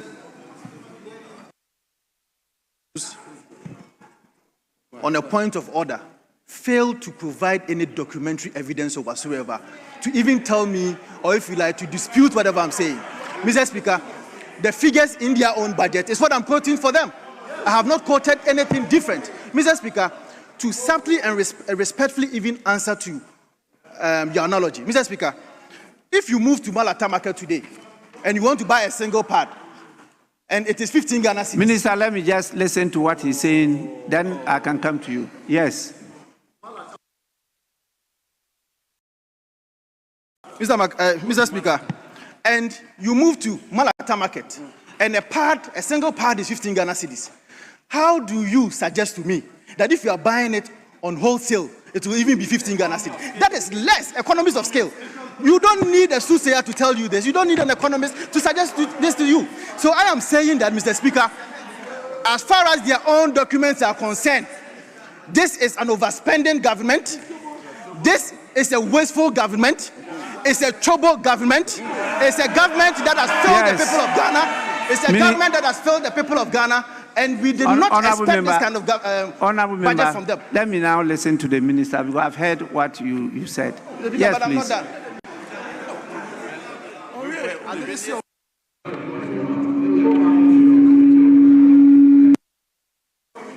Mr. Speaker, my colleague is grossly misleading this House. Of the 6.67 million sanitary pads pitches, in each of it contains 12 packs. So total is 79 million packs supplied by those suppliers. Not the simple mathematics he's doing. Every pack contains 12 pieces. So in total, over 79 million sanitary packs are being supplied at the cost of the 292 million. And Mr. Speaker, the process is not completed yet. We just awarded the last batch of contracts for those to finish supplying what government requires to get the young girls in school. I thank you. So stop misleading the House. Honorable members, what the minister said is a point of clarification, explaining the cost component. And that is what we need to clarify issues that are made on the floor that may create doubt. And so it's now left to the listeners to at least make their minds. But when you leave it at that and you start shouting, I mean, we don't carry the people along with us. Please, your conclusion. Mr. Speaker, surprisingly, the Minister of Education is trying to portray that he's an expert in the usage of sanitary pads. I don't know whether that is what he's trying to say, but it cannot be the case that whatever he's saying here is different from what I'm saying. What did he say? What did he say? You people are just impatient. Please. Allow me to speak. Please. What did he say? Mr. Speaker, the authority in this House on education policy matters is the Minister for Education. He's already said, my colleague said, oh, wait. Mr. Speaker, my colleague was emphatic by dividing, using a certain mathematical formula to divide the amount of money and came to a conclusion of a certain number of individual sanitary pads. The minister responsible for education has just corrected that is not true. I think it is very important that the honorable colleague withdraw that part of his statement, because if it remains in the record, it would have meant that we use a certain amount of money to purchase a certain quantity of sanitary pads. He must necessarily withdraw that part, because, to put it lightly, Mr. Speaker, he lied about that portion, and it must not be remain in the record. He must be compelled to withdraw that part where he divided the number of sanitary pads by the amount of money. He must do that. He can hold his view. But on this floor, once we are lucky to have the education minister who gave the facts, that becomes the fact. We are not going to take facts about education from the colleague. We take it from the minister responsible for education. Honorable members, what the Minister for Roads and Highways has just done is to draw my attention to the fact that the clarification given by the Minister for Education should occasion a withdrawal of the earlier statement made by the Honorable Member Vincent Asafua.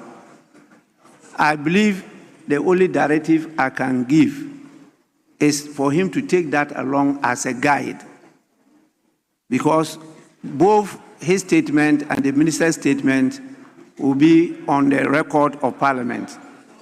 And so people reading will then judge as to who is speaking the truth.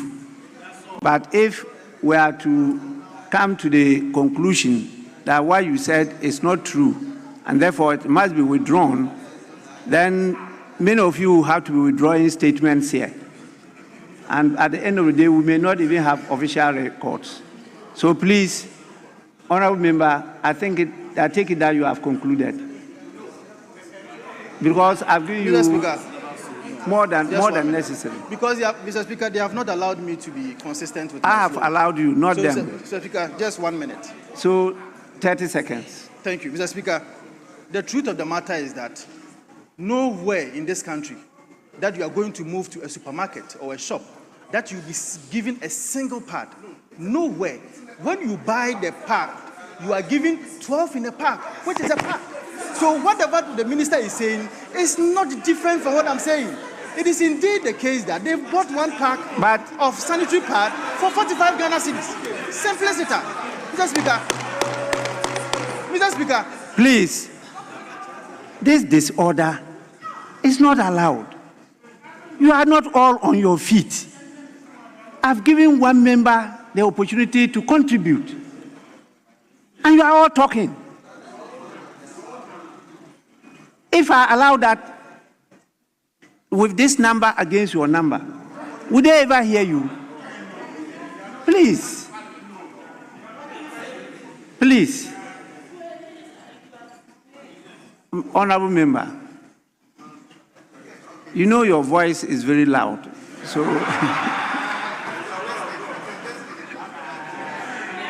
and it's so unique that anybody can identify who is speaking. So please, yes, I just gave him 30 seconds to conclude, and then we move on, because you get the opportunity. You all get the opportunity to rebut what is being said. Please, that is what the debate is about. Yes, please. 30 seconds, 30 seconds. So, Mr. Speaker, it is settled that according to their own budget statement, that is how much they are buying the sanitary pads. Mr. Speaker, the Ghanaian people do not crave for another profligate, convoluted, and economically injudicious fiscal manifesto. They yearn for a budget that is coherent, credible, and genuinely catalytic. Mr. Speaker, one that galvanizes employment, institutionalizes teacher and nursing recruitment, and energizes the aspirations of our youth. Mr. Speaker, let us therefore repudiate this fiscally errant and socially regressive blueprint and champion a framework that is equitable, transformational, and anchored in long-term national prosperity. Mr. Speaker, I thank you for the opportunity. Honorable members, honorable members, honorable members, before I call on the next person, I promise to give you some books. Because of what has happened, by the formula that you have in the formula of distribution, I have 20 copies. And I'm handing it over. It cannot be 10-10.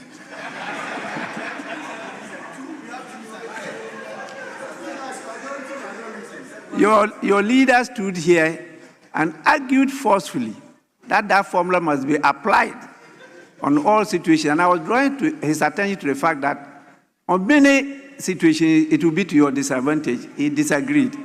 And that was adopted by the House. So please, that is the formula you have to use to distribute.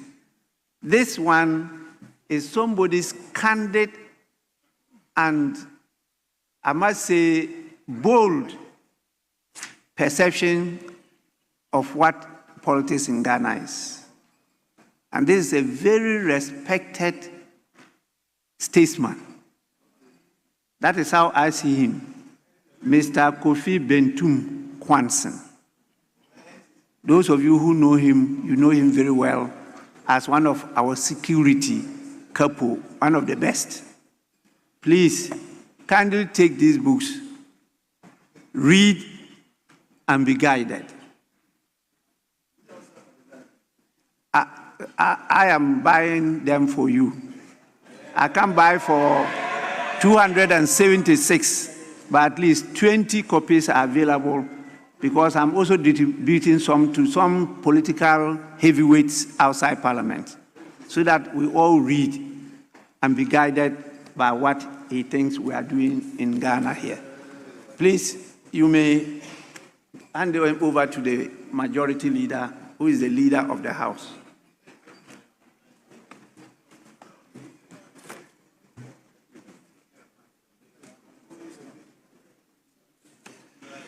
Honorable members, it's the turn of Honorable George Kweku Ricketts.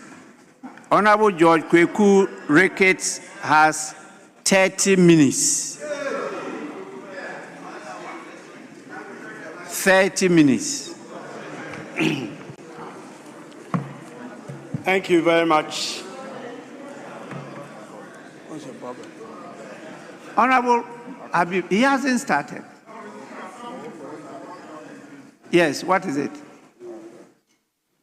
Mr. Speaker, my issue has to do with the time for him, because the business statement that was presented by the chairman of the business committee only give the leaders concluding more than the 15 minutes allocated, not necessarily every leader on the front bench. So the business statement that was presented by the chairman indicate that ministers and any other person, including leaders, have 15 minutes. So I don't know on what basis the deputy majority leader will be speaking for 30 minutes.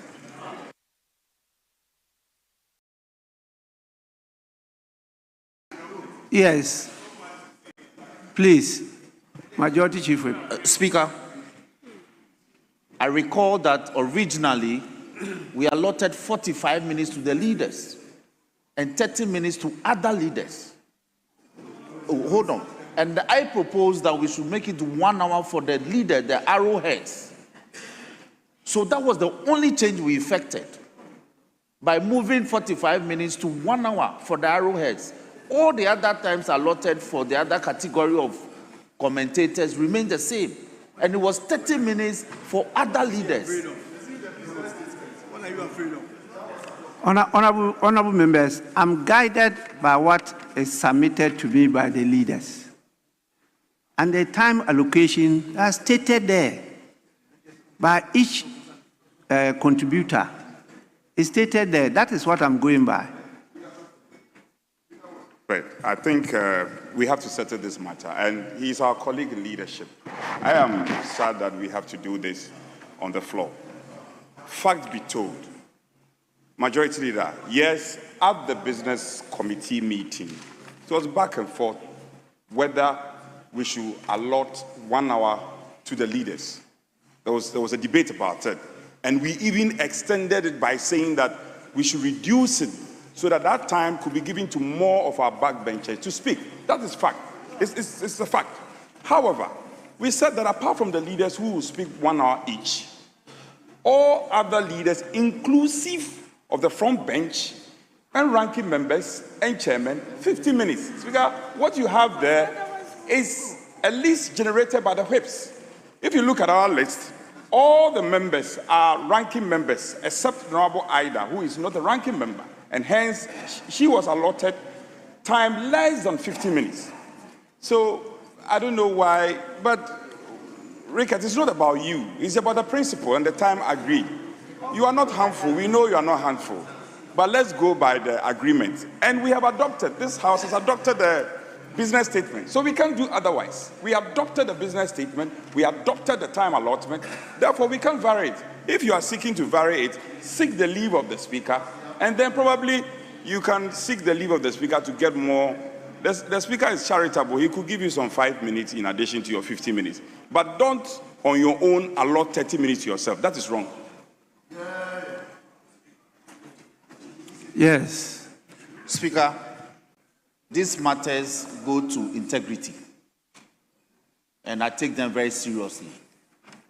In fact, at the committee meeting, in the absence of my two leaders, I chaired it. So when the draft came, the only correction, and my brother, you bear me out, the only correction we made was to shift the time allotment of 45 minutes for the arrowheads to 1 hour. And when my leader came eventually, I gave him that draft. And the draft will indicate that it was only, and I have it here, it was only the time allotment that I used my ink to change from 45 minutes to 1 hour. All the other proposed times remained the same.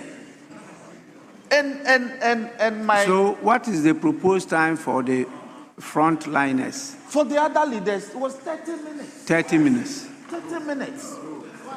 30 minutes. It's 30 minutes. Oh, please, stop that. Please. I wasn't here when the business committee's report was adopted. If I may read page 2 of the business statement. Yes. As approved by the committee for presentation on the floor. Speaker, item number 4C.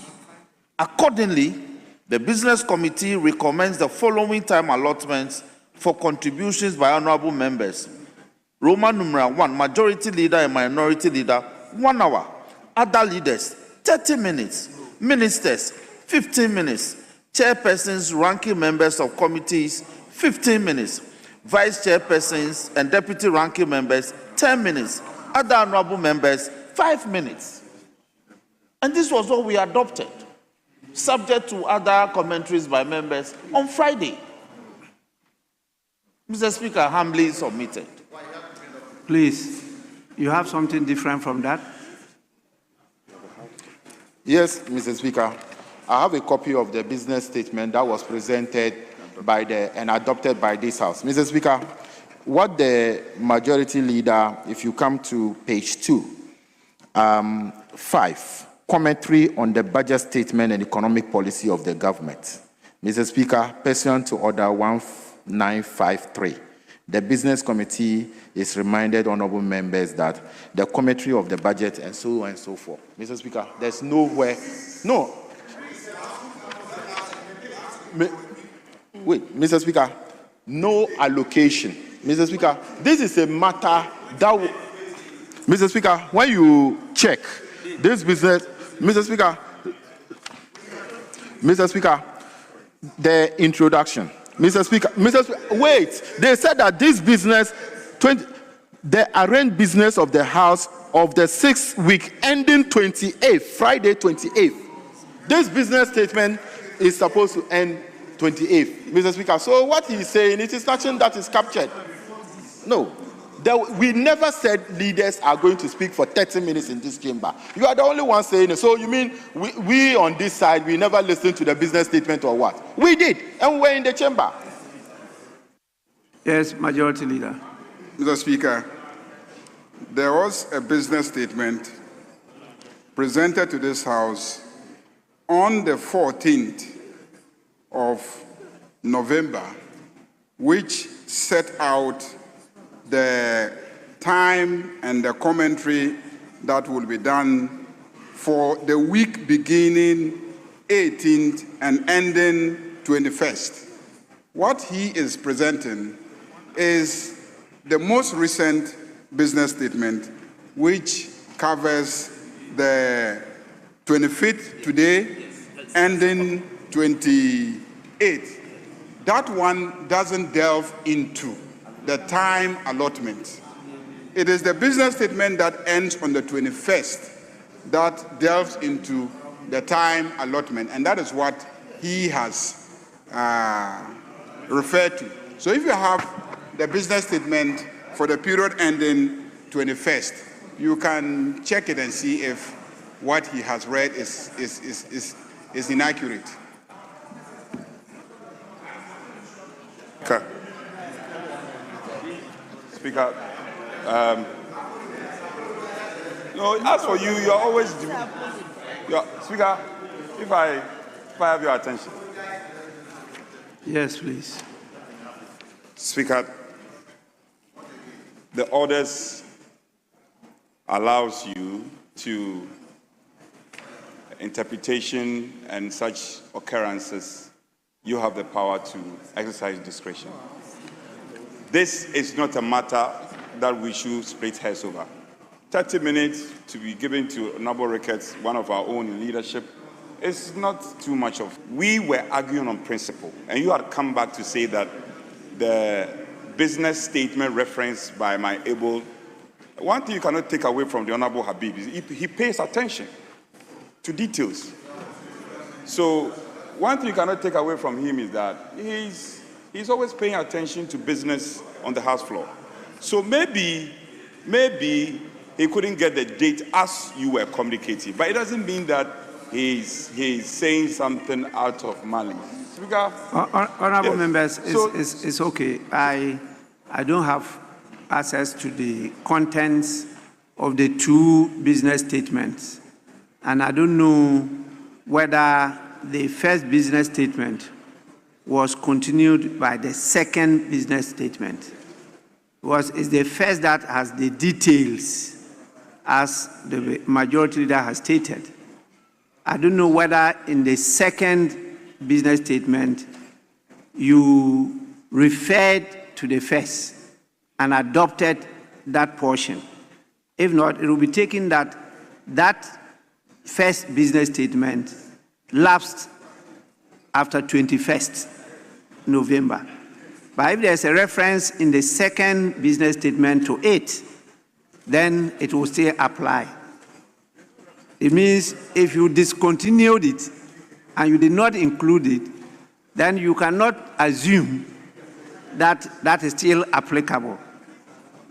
But I don't have the contents. That's why I say I don't have the contents of that business statement. Yes. Speaker, by way of a guide, the business statement that he referenced, that was adopted last Friday, item number 5 states as follows: commentary on the budget statement and economic policy of government. Mr. Speaker, pursuant to Order 195, Rule 3, the Business Committee is reminding honorable members that the commentary on the budget statement and economic policy of the government, which commenced on Tuesday, 18th November 2025, will continue on Tuesday, 25th November. The majority and minority leaders will conclude the commentary on Wednesday, 26th November. So the commentaries as we arranged before is the same principles and guidelines that we have adopted this week. It is as a result of that, as agreed, tomorrow the leaders will conclude. We haven't varied the conditions and terms. Let us agree that we'll give leaders 30 minutes. And then finally, the arrowheads, as we call them, will have the 1 hour each. Don't let's drag this further.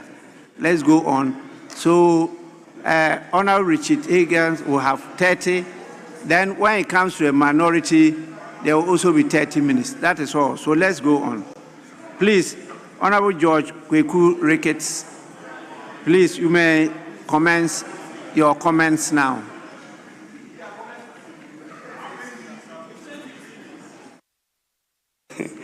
Thank you, Mr. Speaker.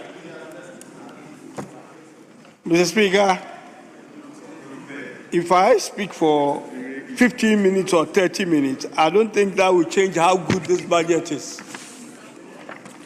Mr. Speaker, I rise to contribute to the budget statement and economic policy of the government of Ghana for the 2026 financial year, which was ably presented by Dr. Kaisel Ateforson, the Minister for Finance, on Thursday, the 13th of November, 2025, on behalf of His Excellency, the President of the Republic, President John Dramani Mahama. Mr. Speaker, my friends on the other side, I think, have the right to worry about, in a way, trying to limit the time we talk or try to gag us, because they don't want us to remind Ghanaians the bitter experience that Ghanaians have been through for the last 8 years. But, Mr. Speaker, the story must be told. Ghanaians must know how abysmal our friends on the opposite side ran this country for the last 8 years. The painful story, and how His Excellency John Dramani Mahama, in less than a year, about 11 months, has managed to turn the mess around in 11 months. Mr. Speaker, Ghanaians will not forget soon the hopelessness and the helplessness that our friends opposite presented to people in this country. Mr. Speaker, the economy, so that they will be able to come home and account for their stewardship. Bankruptcy,